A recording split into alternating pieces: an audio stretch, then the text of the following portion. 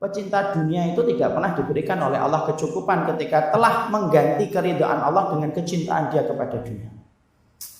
Masya Allah, ngeri. Makanya akhirnya kita dapatkan dalam beberapa kesempatan, kita dapatkan kenapa ada orang itu sampai korupsi sampai ratusan miliar, sampai triliunan, dia mampu untuk korupsi dan mengambil uang yang bukan haknya. Padahal hidupnya tidak terlalu lama. Kemudian kesenangannya pun masih bisa untuk kemudian dinilai dengan nilai mungkin hanya puluhan miliar. Tapi kenapa sampai ratusan miliar kemudian dia korupsi dan dia ambil yang bukan haknya? Simple dan sederhana. Karena sesungguhnya dia menumpuk yang begitu banyak. Karena sesungguhnya Allah mencabut sifat cukup pada hatinya dan jiwanya. Makanya maaf ya ikhwan, kadang-kadang itu ada yang nanya sama saya, Ustadz, saya ini seorang ikhwan, ada seorang ikhwan pintar tapi hartanya kecukup apa? Dia itu tidak terlalu lapang rezekinya.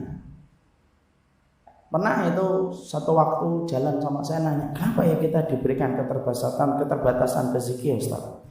Kadang-kadang ikhwan, Allah itu ngasih kita keterbatasan rezeki kalau kita menerimanya dengan ridho. Karena orang yang terbatas rezekinya itu kadang-kadang konsep bahagianya itu jadi lebih sederhana. Dan konsep bersyukurnya pun tidak terlalu muluk-muluk. Coba antum saya jarang memegang uang 1 miliar, ada uang di kantong kita 50.000, kita sudah syukuri ikhwan.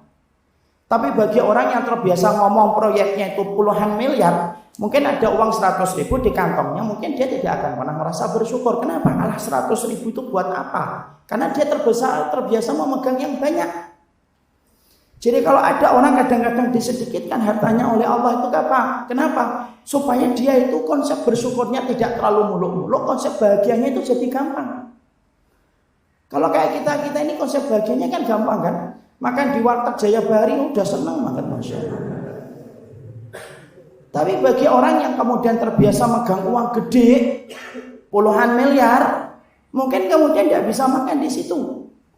Bahkan maaf, bukan hanya makan, sampai kemudian tidur pun kemudian dia harus menyuplai dengan obat-obat yang banyak hanya untuk bisa tidur. Kalau antum kan di majelis taklim aja tidur.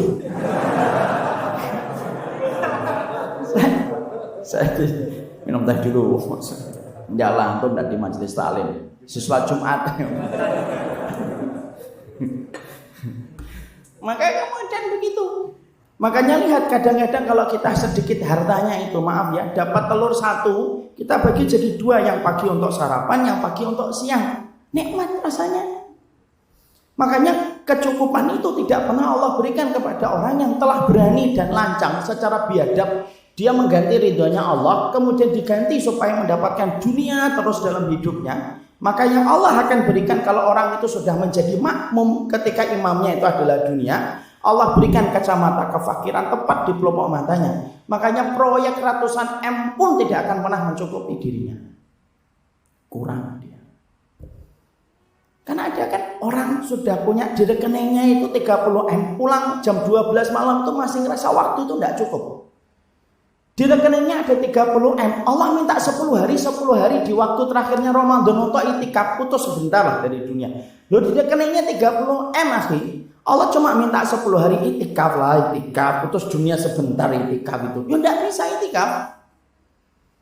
Tapi kadang-kadang kita jumpai ada seorang ikhwan, ada seorang akhwat, ada seorang laki-laki, dia nggak punya tabungan banyak, tapi 10 hari ketika pada waktu di bulan Ramadan itu mampu dia berikan kepada Allah. Mana yang lebih kaya? Yang cukup atau tidak cukup? Yang cukup. Makanya kalau tiba-tiba kita hari ini saya, antum, ustadz, siapapun kok merasa kurang dengan apa yang kita peroleh, kok kemudian kita mengatakan kok cuma segini. Tidak ada evaluasi paling mendasar, tidak ada kemudian evolusi mentalnya, tidak ada kemudian reformasi paling mendasar kecuali satu. Jangan-jangan saya dan antum pada saat itu sudah jatuh cinta kepada dunia sampai akhirnya kacamata kefakiran itu tepat di pelupuk matanya. Nah terus merusak kacamata kefakiran ini gimana Ustaz? Obatnya cuma satu, balik kepada Allah dan belajar kembali menempatkan ridho Allah itu puncak tertinggi dan